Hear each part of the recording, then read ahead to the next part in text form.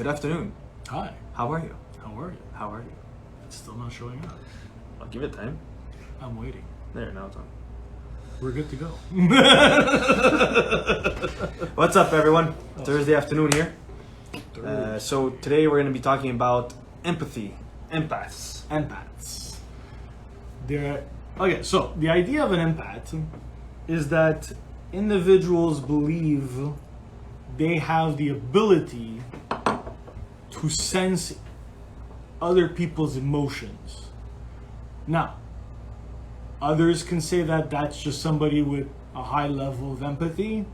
It could be someone with a high level of sympathy, but this is on the level of energy work. So empaths believe that they're capable of taking away the emotions you're going through, and they will deal with it themselves. Is it that, or is it more they just feel the energies of other people? There is an ability that they can harness, if I their understand energies? it Okay. correctly, and they can help someone who's grieving take it from them, and then after they've taken it themselves, they have the strategies to dilute it out. And If they know how. well, people again who consider themselves empaths are those who go for this kind of training, and they become like a therapist. So basically, we could call these empaths a bunch of, well, not a bunch, sorry. Call them energy healers. Yes, Clearly. you can totally say that. Yeah. I don't know why you were going there. Just because I said a bunch. I was like, why did I say a bunch? They do consider themselves energy healers. But today we're going to talk about, like, when it comes to this, especially emotions, taking in other people's emotions, you need to learn how to differentiate. Because another thing about empaths are people who go into a room, especially if there's a lot of people, they feel it and they are sucking in all that energy.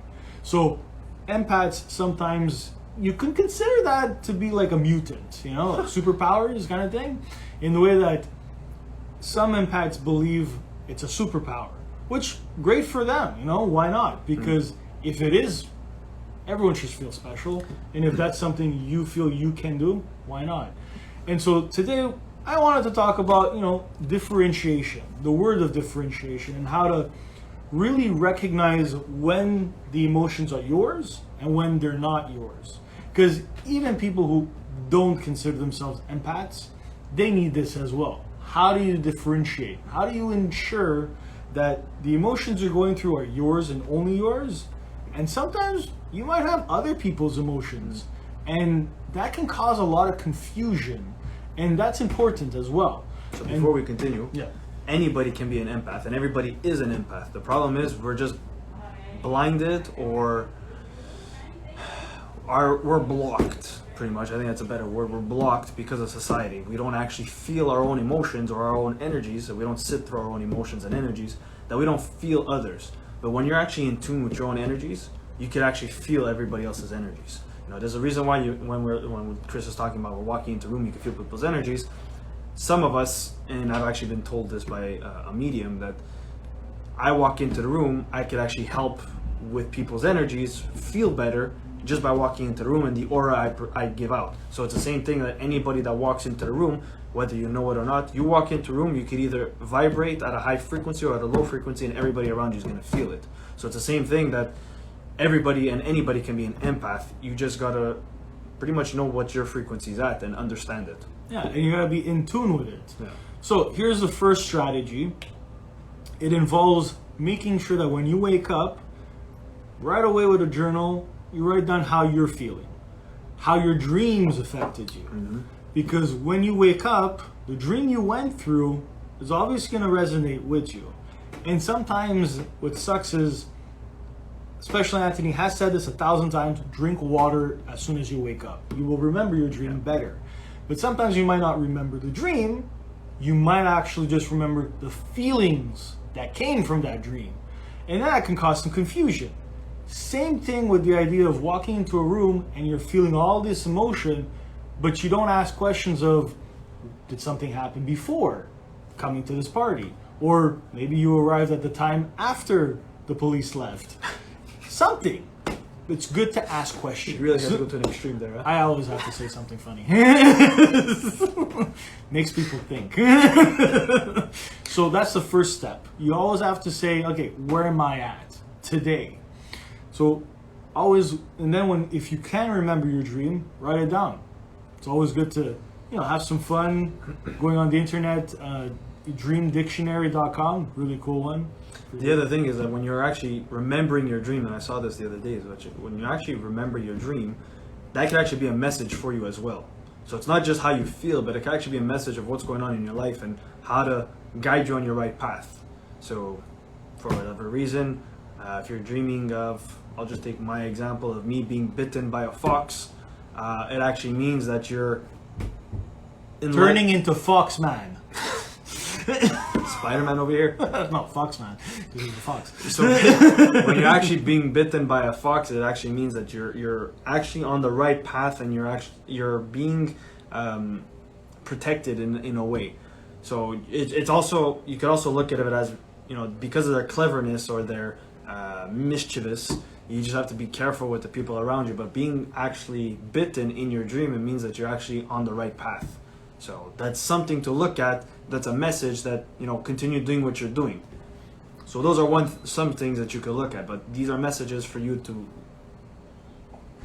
accept, understand, and move on with. The second thing to look into is the word differentiate. So differentiate is, hey, how are you? You said, hey, you guys. And you're back too. Thank you. Nice. Differentiation is recognizing really that division. So let's say you have roommates. They wake up, they might be in a certain mood. It's good to recognize, especially some people have that t-shirt that says, I haven't had my coffee yet, don't talk to me. Right? You feel that, and right away you're like, okay, that's their energy. Their energy is like, leave them alone. That's them. Those are the grumpy ones in the morning. Yeah, but sometimes it does happen that people suck that in and they become grumpy, and they're like, but why am I being such a grump? Mm-hmm. And it's like that one of those commercials where you need a Snickers bar. Why are you being such a Betty White? those things are so funny. So here's a Snickers and make you yourself again. Exactly. So the second step is differentiating, in the way of recognizing from other people the signs and symptoms that they're maybe experiencing, and recognizing, okay, that's what they're going through. I don't want to get involved. So if I'm not an energy healer and I don't understand much of energies, how am I able to differentiate what's my energy or my emotion compared to someone else? Well, I teach CPR, and the first thing you got to always do is assess the area. So my answer to you is assess the people you're around. Assess in the way of not being judgmental. Just recognize, are they giving you full eye contact? Are they closed off? Are they willing to talk to you after you say hi? Because if you say hi to them, they're like, it's a pretty good sign of being like, okay, you don't want to talk. That's fine. I'll walk away.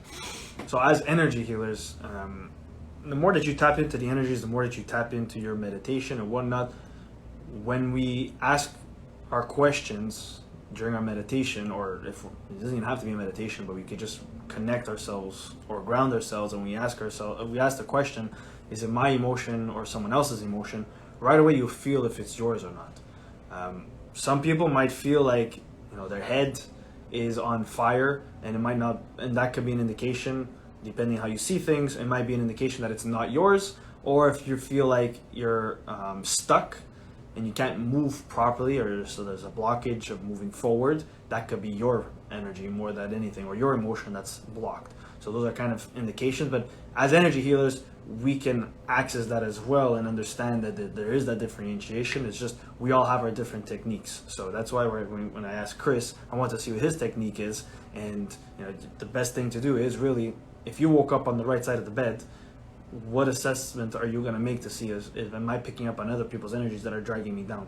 Just don't forget that you're going to be you are the 5 people you hang around with. So if you're hanging around people that are always grumpy, well, chances are you're going to have a negative mood and you're going to be grumpy too, right? So choose your people wisely at the same time. You want to be with people that are going to elevate you, and I guess you could be, okay, I'm going to say empathetic with you as well, but understand the nature that you don't always have to be empathetic and take in energies. You share each other's energies and you share each other's experience, and you elevate each other. By elevating each other, you elevate the people around you that come in contact with you as well. Yeah, and that leads to my third one, my final strategy, is that you look at the emotion and you have to ask yourself two questions. One, is it a high level energy or is it a low one? The second one is it a pleasant emotion or an unpleasant one? Once you recognize those things, you can see what kind of realm you're going to be in. Are you in the realm of sadness? Are you in the realm of anger? Are you in the realm of happiness? Are you in the realm of being calm? Hey, Andrew, thank you for the hearts. We love them. So when you start realizing those things, then you can say to yourself, okay, why am I feeling this exact emotion? Am I on a high energy because I took a coffee and coffee does that? Is it because I just got a heart from Andrew and I'm really excited? There's something that caused it. Usually for an empath, if you cannot find a logical reason behind the emotion you're feeling, most possibly it's because it came from someone else. It came from somewhere else. And so to end off, well, not end off because we did just start, but the last thing to say about an empath is that sometimes they suck in so many emotions, they overload. And once you overload, just like a battery or anything electronically, you break down. And that's okay. You're going to have crying situations. You're going to let it all out. And that's okay.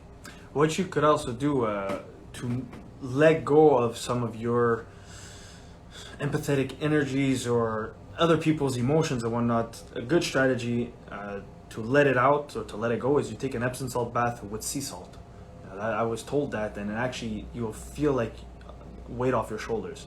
While you do that, you could also listen to your meditation music, some frequency music. That helps as well too, right? Frequencies and lights and all that actually help with stimulate different parts of the brain.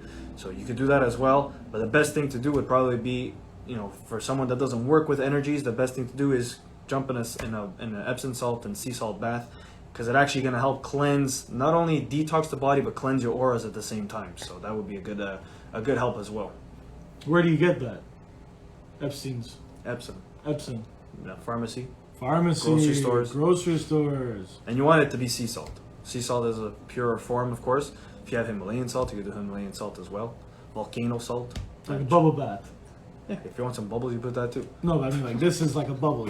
First do the water. If you want, you can even put eucalyptus in there. You can put eucalyptus in there as well to get some the nice scent. Lily pads. You want to put the rubber ducky in there too? I was going to say a frog, but yeah, rubber ducky. So those are kind of tricks that you could help yourself with after you've identified what the actual problems are. Because like it or not, I mean, I'm close to Chris right now. We're barely inches apart, and my energy and his energy are pretty much connected.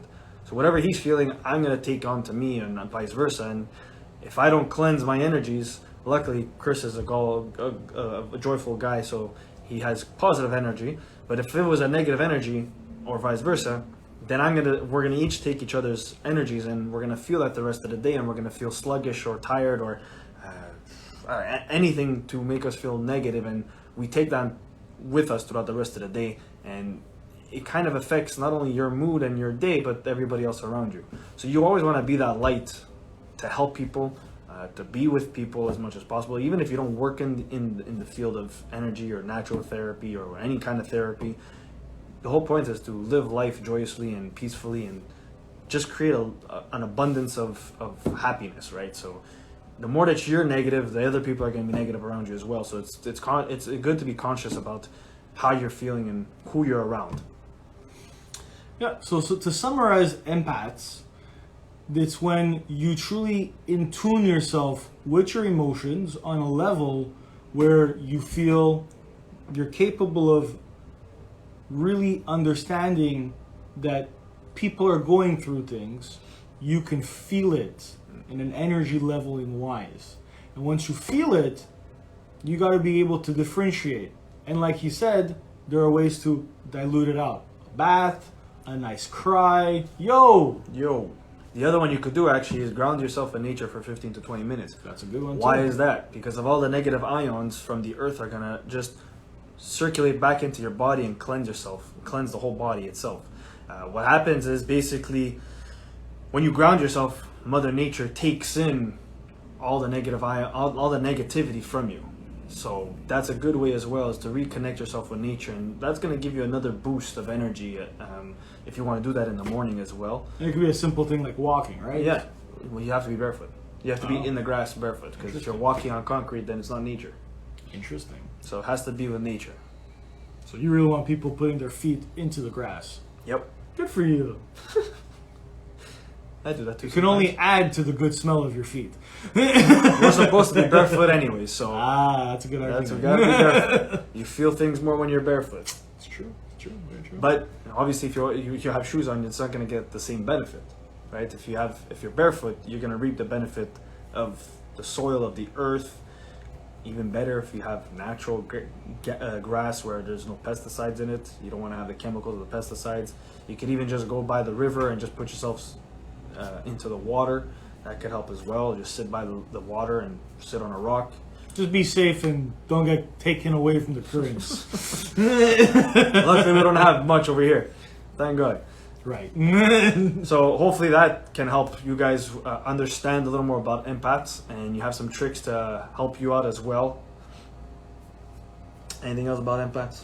I think That's what an empath is. If you're more interested in empaths, let us know, message us, and we will talk more about it. Yeah. But that's what an empath is. All right. Have a good day, everyone. We care. We care.